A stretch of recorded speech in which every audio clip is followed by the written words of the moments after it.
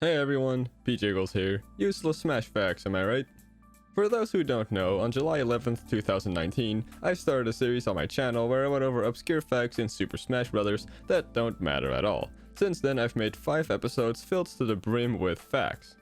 However, I am just one guy, and people tend to make mistakes. And not only that, Super Smash Bros. Ultimate specifically is still getting updates with stuff like new characters, stages, spirits, you name it. Because I can't see the future like Shulk, some facts I've talked about in these videos have since become incorrect. For example, in the first Useless Smash facts, I said that there are only 7 characters in the game that make a sound effect in at least one of their idle animations, those being Bowser, Serious Samus, Mega Man, Bowser Jr., Ridley, Incineroar, and Joker. Since then, Banjo and Kazooie have released as a DLC character, and they also make a sound in their idle animations, namely with these two.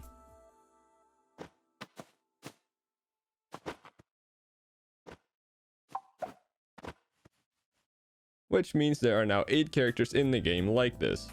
I thought it would be pretty fun to go through all 5 current Useless Smash Facts episodes and correct every fact that's now incorrect thanks to updates, or that I was just flat out wrong about from the start, which there luckily aren't very many of.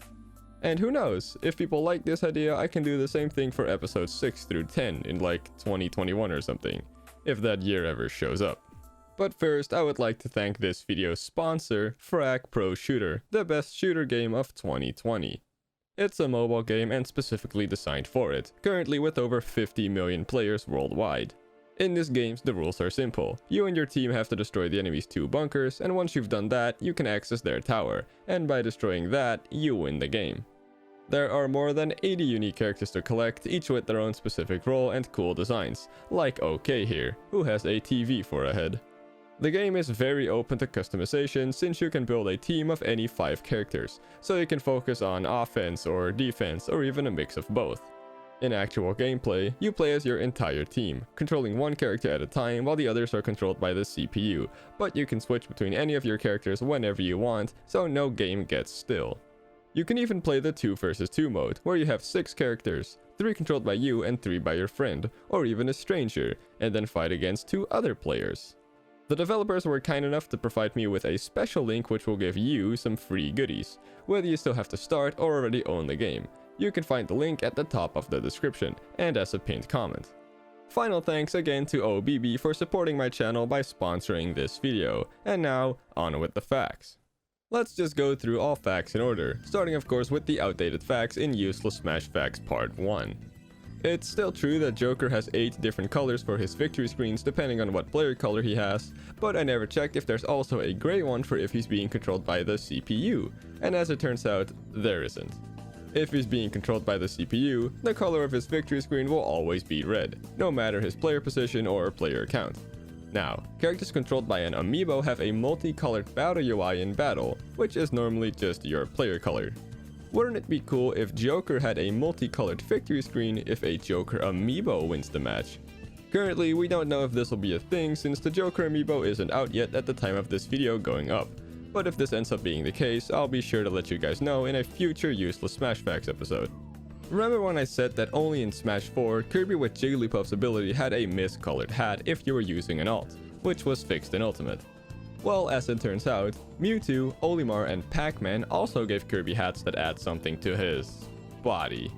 Before Ultimate, Mewtwo was in Melee in Smash 4, Olimar was in Brawl in Smash 4, and Pac-Man was only in Smash 4.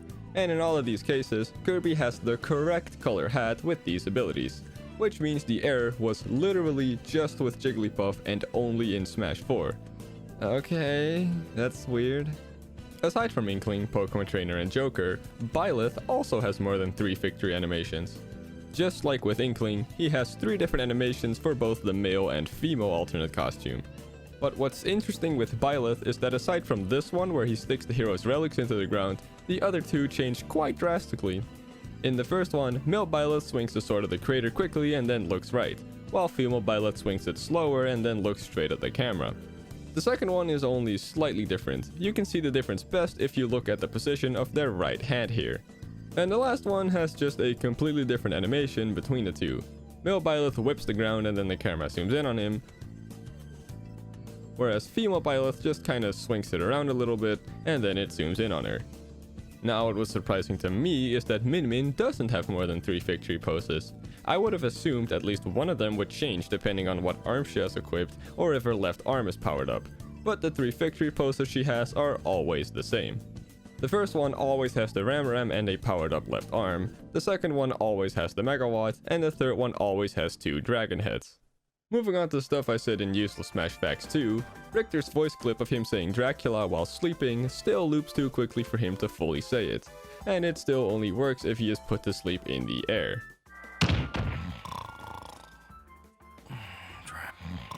However, if you let it loop once, the voice clip will still loop too soon, but a little after the first time it loops, he will actually fully say Dracula's name.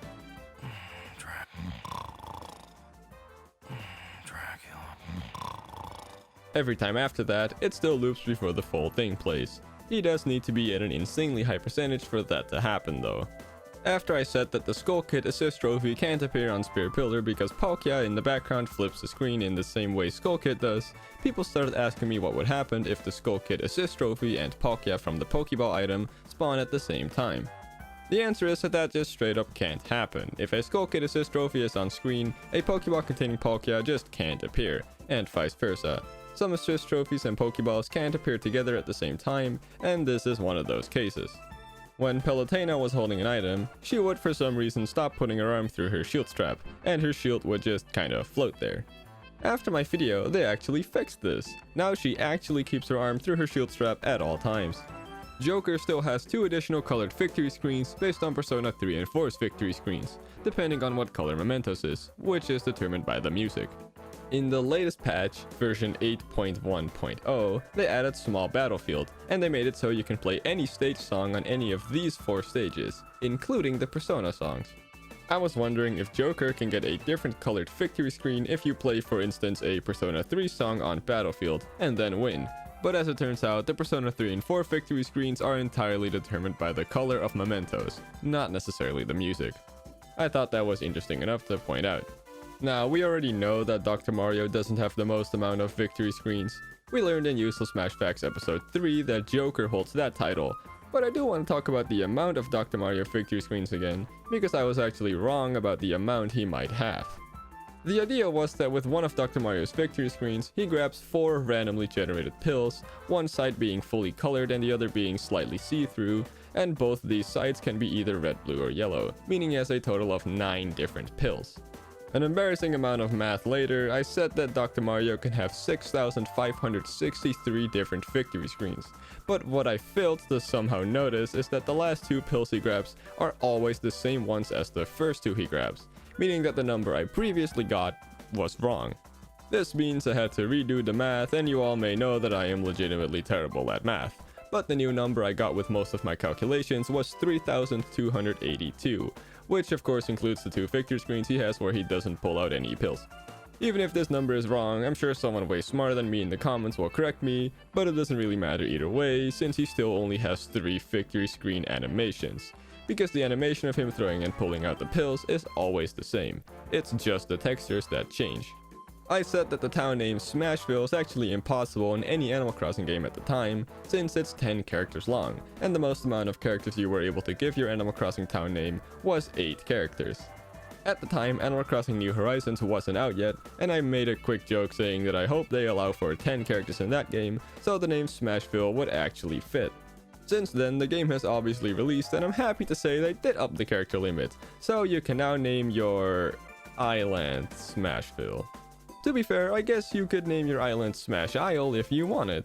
That would be a cool stage name for if this guy gets in Smash, right? The last thing I talked about in Useless Smash Facts episode 2 was what the single most represented franchise is in Smash Ultimate. Pokemon and Super Mario were and still are the only 2 franchises in the game with over 100 spirits, so I only pitted those 2 against each other. Super Mario unsurprisingly ended up being the winner with 309 things in the game, while Pokemon had 266 things. However, since then they've both gotten more spirits, and Fire Emblem got a new character added, which also means more spirits and music and such. So I wanted to recheck this fact real quick, while also checking out some other franchises. Super Mario has since only gotten 1 spirit added, meaning it now has 310 things in the game representing it.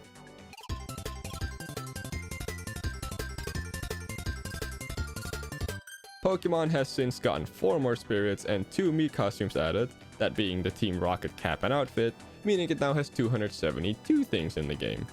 The Legend of Zelda has 6 fighters, 9 stages, 8 items, 94 spirits, 13 Mii costumes, 4 assist trophies, 45 music pieces, and 1 boss character, making for 180 things. Now you might be thinking, hey wait a minute, doesn't Super Mario have a boss character with Giga Bowser? And the answer is actually no, that's a Super Smash Bros. Character. Giga Bowser made his first appearance in Super Smash Bros. Melee, and has since only appeared in the Smash franchise, and the song Giga Bowser is listed as a Smash Bros. Song. Sure, Bowser has grown to be quite huge in the Super Mario series, but that's not Giga Bowser. It's a very similar case to how the Mii Fighters are also Smash Bros. Original characters, but I've already talked about that a million times by now. Speaking of which, let's see how many things in Super Smash Bros. Ultimate currently represents the Super Smash Bros. Franchise. 3 fighters, 4 stages, 26 items, 25 spirits, 44 Mii costumes, no assist trophies, 113 music pieces, and a whopping 6 boss characters, making for 221 things. That's not bad. But then again, it's its own franchise representing itself, so it makes sense. Kirby and Mega Man both clock in at just barely over 100 things, at 101 and 118. And because I know some of y'all really want to know this, Fire Emblem sits at a clean 165 things representing it. But we gotta let Fire Emblem fans be happy, right? So yeah, Super Mario is still the clear winner here. I don't think any franchise will ever top it, especially if we get a new Mario character through DLC, which also brings more music and spirits. Well, that last one took forever. Let's continue on with stuff from Useless Smash Facts Episode 3. Luigi's 8th alt still has a yellow L in its cap in the render, while it's cyan on the in-game model. Ganondorf's 5th alt still has all the metal be gold while it is silver in-game, and Daisy's 7th alt still shows her crown being golden on the render, while it's silver in-game. They didn't fix any of this. What's even weirder is that on the Smash Ultimate website, if you go to Ganondorf's page and go to his 5th alt, the render is actually correct, meaning that they must have been aware of this error, but just opted not to fix it, for some reason. Since then, I've actually learned of one more of these errors, specifically with Wolf's 7th alt. The render shows the collar having red brims, while in-game they show up as gray. And since we're talking about incorrect renders, in Smash 4, Dr. Mario's render showed his shirt's collar and tie being neatly done up, while in-game the collar is open and the tie is loose. This goes for all 8 of his alts. They actually fixed this with the render in Ultimate. Now it shows his collar and tie being loose just like they are in-game. I've heard from people that there are way more instances of this in Smash 4, but I've never been told what they are except for this one. I previously said that it makes no sense that the Mr. Sandman spirit is a rank 3 spirit, while the Super Macho Man spirit is a rank 4 spirit, since Mr. Sandman was the world champion in Punch-Out Wii. However, since then I've been told that this actually makes sense if you look at the history of the two in the full Punch-Out series. In the original arcade Punch-Out, Mr. Sandman is the world champion, whereas Super Macho Man is completely absent. In the arcade Super Punch-Out, Sandman is absent and Macho Man is the world champion instead. Then in Mike Tyson's Punch-Out and the re-release where Mike Tyson is replaced with Mr. Dream, Macho Man is the champion of the world circuit while Sandman is one spot below him. Then in Super Punch-Out SNES, Sandman is the champion of the major circuit while Macho Man is the champion of the world circuit. And then of course in Punch-Out Wii, Sandman is the world champion while Macho Man is one spot below him. So in the end it does make sense that Super Macho Man's spirit would be a higher rank than Mr. Sandman's, since Super Macho Man has an overall better score than him. This information comes courtesy of CartWow from my Discord server. I simply didn't do my research on this subject before I put it in the video, and this is what happens. So thank you, CartWow. Bayonetta still has her 2 costumes separate in the voice clips of the sound test. Since then I've been told countless times that this is because in the Japanese version of Smash, she talks in Japanese in her Bayonetta 2 outfit and English in her Bayonetta 1 outfit. Lady no atsukai kata, mama ni oshiete morai nasai. If you need to learn how to talk to a lady, ask your mum. I probably forgot this at the time, but it's still weird that I don't have the same amount of voice clips in the English version. The Bayonetta 2 outfit has 1 less voice clip and in the sound test is only missing this one. Boom! Even though she can still say it in game. In the Japanese version, this costume has 48 voice clips, and in the English version she has 45, even though she actually has 46. This means that they copy-pasted the Bayonetta 1 list to the Bayonetta 2 costume, and then for literally no reason, removed specifically the one where she says boom. This is one of the most mind-boggling decisions I've seen in this entire game. It has to be a mistake. And even so, why didn't they just remove this menu in the English version, since both costumes have the exact same voice clips? Alright, now we're at one of the most popular facts from this series, Joker's amount of victory screens. For those who are unaware and didn't understand why I said earlier that Joker has the most amount of victory screens, he has a cool Persona 5 Easter egg where if you finish the game with his final smash, the victory screen of the game will actually just be the final screen of the all-out attack, and characters that are KO'd with it will stay on the victory screen. And since most of them all have different animations when being hit and while on the screen, and they all can appear in a different order, albeit with a max of 4, the amount of victory screens Joker can have is insanely high. It goes a lot deeper than what I just said, so if you want to know the full situation, I just suggest watching that video. All you need to know now is that since then, Byleth and Min Min have released, so obviously the number has increased. Before I say what the new number is, I should point out that Min Min always has regular noodle arms during the all-out attack, even if she's hit after powering up her left arm. And also that her different equipable arms on her right arm actually do show up on the all-out attack, but that doesn't change the animation, so for Joker's amount of victory screens it doesn't really matter. Just like how what weapon Robin is holding doesn't matter. I just thought it'd be cool to point out. And also, male and female Byleth have the exact same animation, so female Byleth also doesn't matter here. Anyways, with that all said, we can figure out what his new number is by simply doing the same equation as last time, except replace the 72s with 74s to account for the two new characters. Which gets us Joker's current amount of victory screens, that being 30,397,354. Crazy how just 2 more characters ups the previous amount by over 3 million. Just imagine what it'll be like when this game is done with getting DLC. But then again, the victory animation doesn't start until the game text appears on screen, at which point it's just a flat texture waving in the wind, so I don't know if you can really count this as a victory animation. But who cares, big numbers are fun.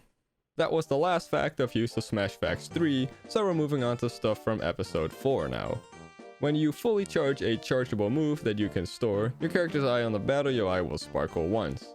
What I didn't know at the time of pointing that out is that the eye also sparkles when you parry an attack, meaning that every character can have their eye sparkle on the battle UI.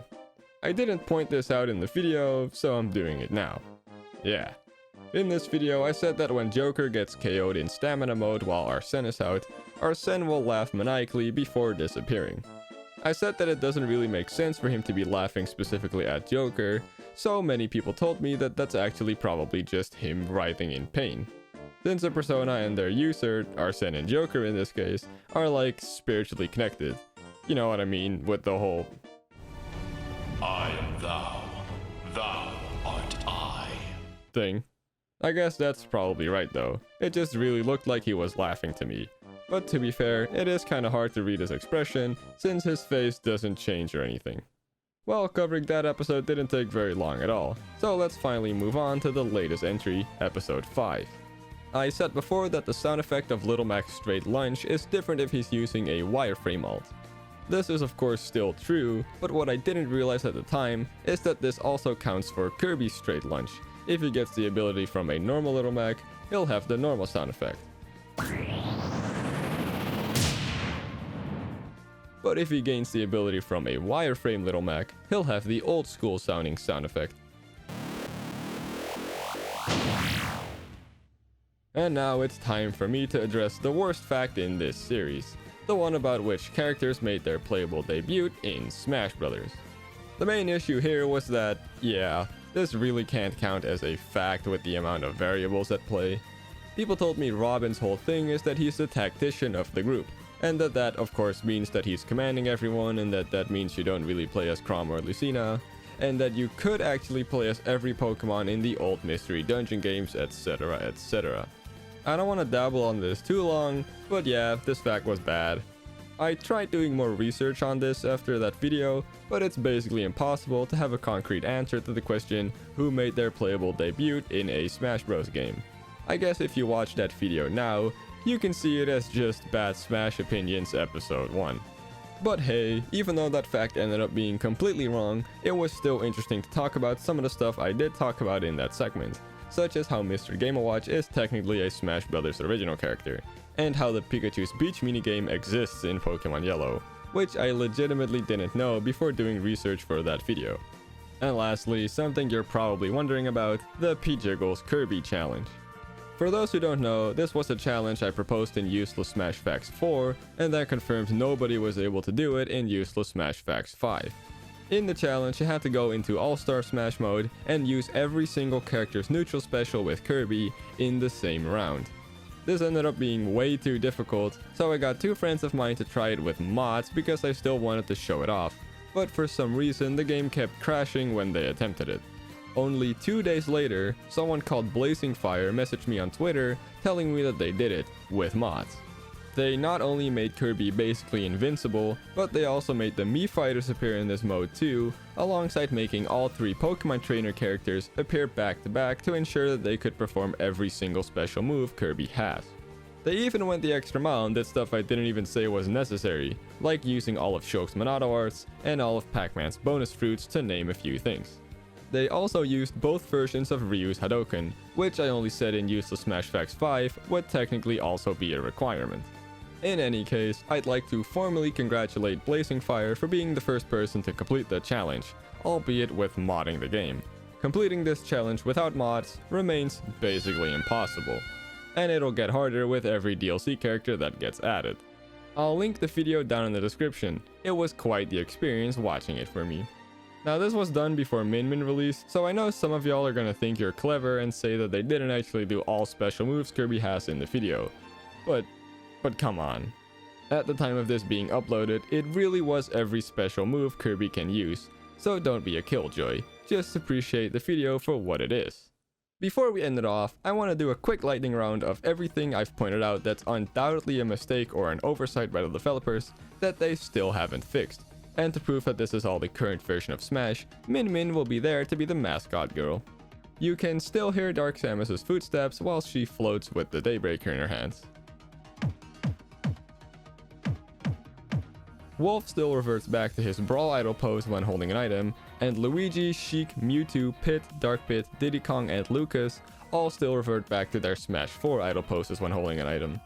Ridley still doesn't get red eyes with his parry, which means he's still the only character whose eyes don't change color at all when they parry. Otacon and the Colonel still revert to the game as Brawl in Jigglypuff and Sonic's codec calls on Shadow Moses Island. Though to be fair, I don't see how they could fix this mistake without bringing the voice actors of them back in, which is very unlikely to happen.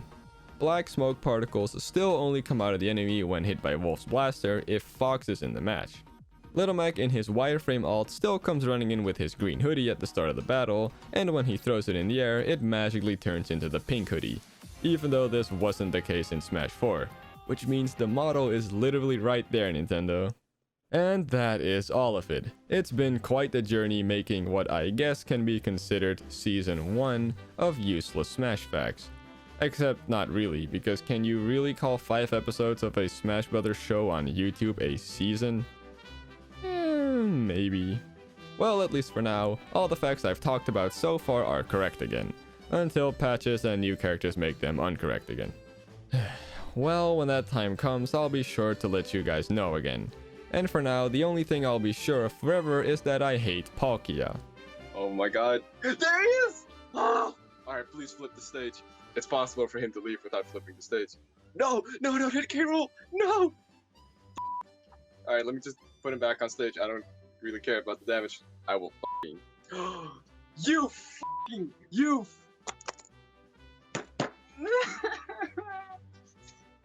I hate it here. Regardless, let me know if you like this idea of recovering all previous Useless Smash Facts. If so, I'll do this again for episodes 6 through 10, when those have happened. I'll become successful by just reusing old material and be totally original, am I right? Jokes aside, I really liked making this, so I hope you enjoyed watching it. and I hope you look forward to the future of useless Smash facts on my channel. Thanks for watching, and don't forget to subscribe for more tasty useless Smash facts, among other things. And if any of the things I mentioned in this video gets fixed, just know that you've never seen me and Masahiro Sakurai in the same room together. Don't forget to like the video if you enjoyed it. I hope to see you again soon. Stay safe, stay goated, play Xenoblade 1, and have a great day.